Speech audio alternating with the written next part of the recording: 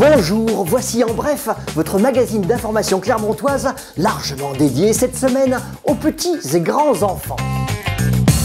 Avant la grande distribution, le Père Noël n'oublie jamais de rendre visite dans 15 crèches clermontoises à 600 enfants, d'inconditionnels admirateurs, très heureux des très vifs moments qui s'organisent. Des spectacles courts, d'animation, on fait appel à des professionnels, des compagnies telles que Lily Bigoudi, je l'ai en tête parce qu'on a aussi fait un spectacle de fin d'année au mois de juin l'année dernière, ou alors on fait appel à des bénévoles. On essaye de varier chaque année et après ces spectacles sont suivis d'un goûter. D'autres informations importantes, le Père Noël vient de disparaître la veille de Noël. La compagnie Les Tréteaux nous le raconte précisément dans La Fugue du Père Noël, dont on s'émeut joliment, dès l'âge de 4 ans. Les lutins s'affolent, tout le monde panique, comment distribuer les jouets? Vous le découvrirez à la Petite Gaillarde, le 22 décembre à 15h. L'Orchestre d'Auvergne dédie quant à lui au jeune public le concert Contes et Aventures, vendredi 19 et samedi 20 décembre à l'Opéra Théâtre. Les musiciens, d'éternels enfants toujours, nous racontent en musique des histoires et des contes extravagants où ils revisitent Rabelais dans ce spectacle très poétique, coloré de 2 valses d'Antonin Dvorak ainsi que la sérénade pour cordes, opus 6 de Józef Suk.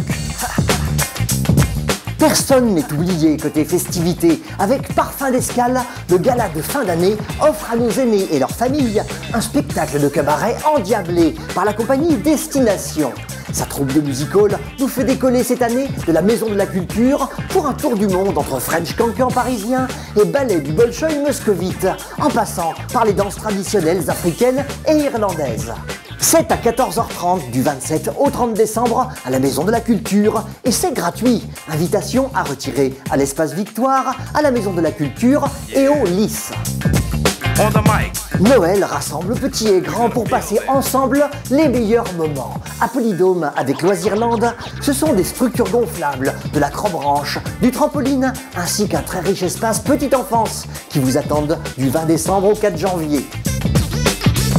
Le soir, c'est tout Clermont-Ferrand qui s'embrase de couleurs féeriques, entre marché de Noël, illumination du centre-ville, sapin géant, grande roue et petit train.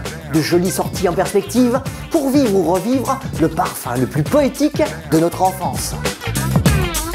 L'exposition photographique d'Arlindo prolonge la magie de Noël dans la magnifique salle Gilbert Gaillard. Ce photographe, primé dans de nombreux festivals, nous fait rêver devant des clichés d'insectes sauvages, de paysages naturels et urbains, comme de portraits.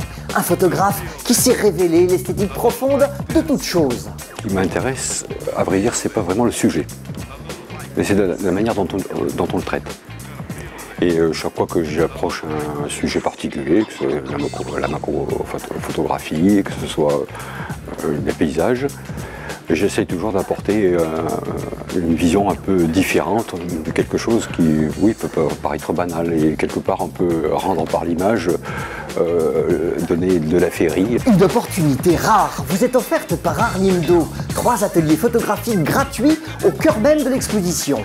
Thème particulier, la photographie urbaine et la photo de nuit le 27 décembre, le portrait et les photos de mode le 3 janvier, ainsi que la macro-photographie le 7 janvier.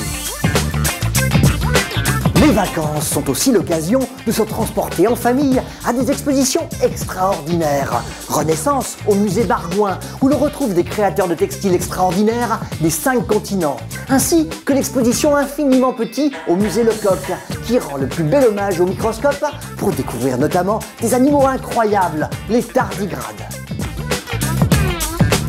C'est la traditionnelle corrida de la Saint-Sylvestre le 30 décembre à 20h. Une course pédestre de 11 km dans les rues de Clermont. Nous étions 1200 l'année dernière à ce très fraternel rassemblement, preuve de son charme. Un autre événement sportif est à vivre dans les tribunes du stade Marcel Michelin. La rencontre ASM Stade Toulousain, un choc comme on aime, riche en émotions fortes toujours, pour bien commencer l'année entre amis supporters. Rappelons, pour clore ce magazine, que la neige s'invite chaque hiver pour décorer joliment notre environnement et qu'il appartient aux riverains de déneiger et de saler devant leurs portes. Leur responsabilité civile est en effet engagée en cas d'accident sur leur partie de trottoir.